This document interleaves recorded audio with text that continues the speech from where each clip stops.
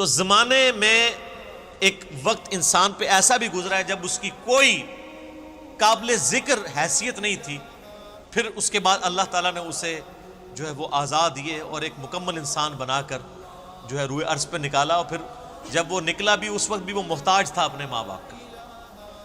سب سے زیادہ محتاج انسان کا بچہ ہوتا ہے۔ بلی کے چھوٹے سے بچے کو بھی آپ ٹیبل پہ رکھ دینا تو نیچے نہیں گرے گا، اپنے آپ کو روکنے کی کوشش کرے گا، لیکن انسان کا بچہ تھوڑا بڑا بھی ہو جاتا ہے، اس کی حفاظت کرنی پڑتی ہے۔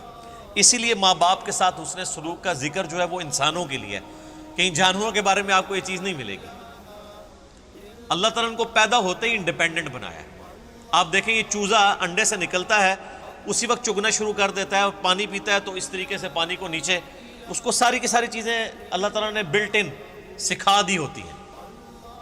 یہ اس کی یعنی جبلت کے اندر، انسٹنکٹ کے اندر یہ چیزیں داخل کرتی ہیں۔ مگر مچھ دیکھیں اس روئے عرض پہ چند آپ سمجھ لیں طاقتور ترین جانوروں میں سے ایک جانور ہے۔ اس کے جو جبڑا بند کرنے کی طاقت ہے وہ 3000 پاؤنڈ ہے، یعنی آپ سمجھ لیں 1500 کلو، 1500 کلو وزن جتنی طاقت رکھتا ہے نا، یہ اس طاقت سے وہ جبڑے بند کرتا ہے۔ تو دنیا میں کوئی بھی مضبوط سے مضبوط چیز جو ہے نا وہ اس کے جبڑوں کا مقابلہ نہیں کر سکتی۔ بلکہ سائنٹسٹ ہمیں بتاتے ہیں کہ جو کتنے بڑے بڑے ڈائنوسارز تھے، وہ جب پانی پینے کے لیے میٹھے پانی کے تالاب پہ آتے تھے تو ان کو بھی ان کے گردن سے دبوچ کے کروکوڈائلز، یہ مگرمچھ اندر لے جاتے تھے اور اپنی خوراک بناتے تھے۔ کئی شیر ہیں ان کو دبوچ لیتے ہیں، بڑے بڑے بھینسوں کو دبوچ لیتے ہیں، یہ اللہ نے ان کو طاقت دی۔ لیکن اگر آپ کبھی اس کو دیکھیں کہ ان کا جو بچہ پیدا ہوتا ہے نا وہ چھپکلی سے بھی چھوٹا ہوتا ہے، بالکل یہ آپ سمجھ لیں یہ ایک ہماری جو انگلی ہے اس کے برابر یہ کروکوڈائل کا بچہ ہوتا ہے جب یہ انڈے سے نکل رہا ہوتا ہے۔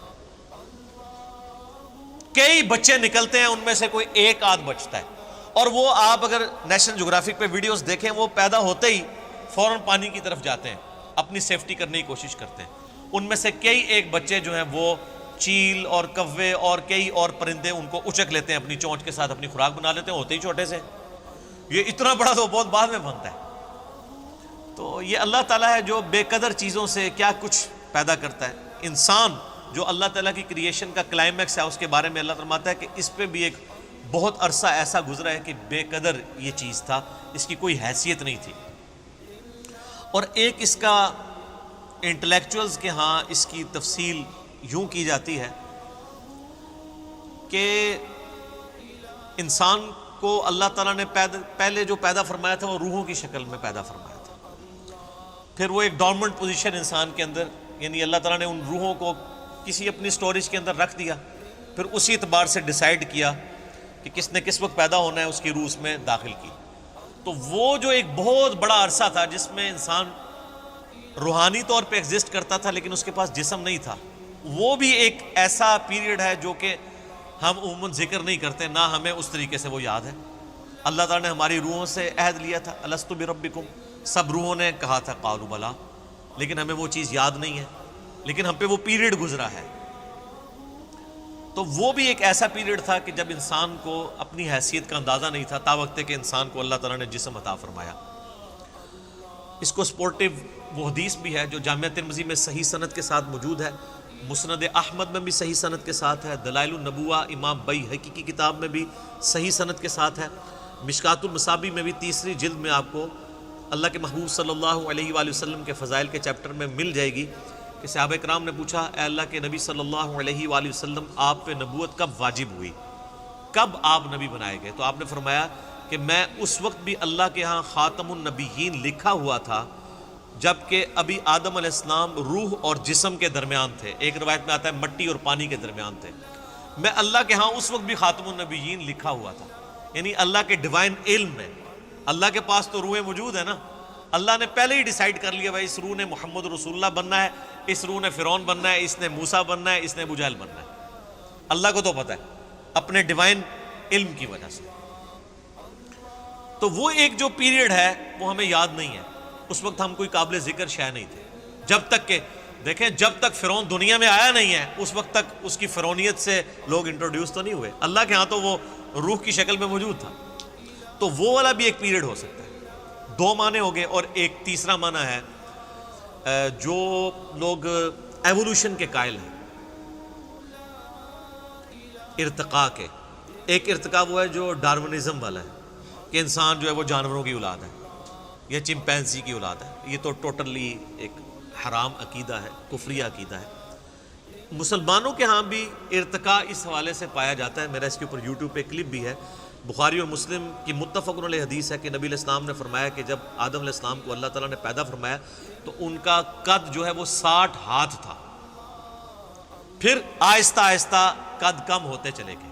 تو اتنی ایوولوشن تو نبی علیہ السلام بھی بیان فرما رہے ہیں کہ تبدیلی انسانوں کے اندر آئی ہے.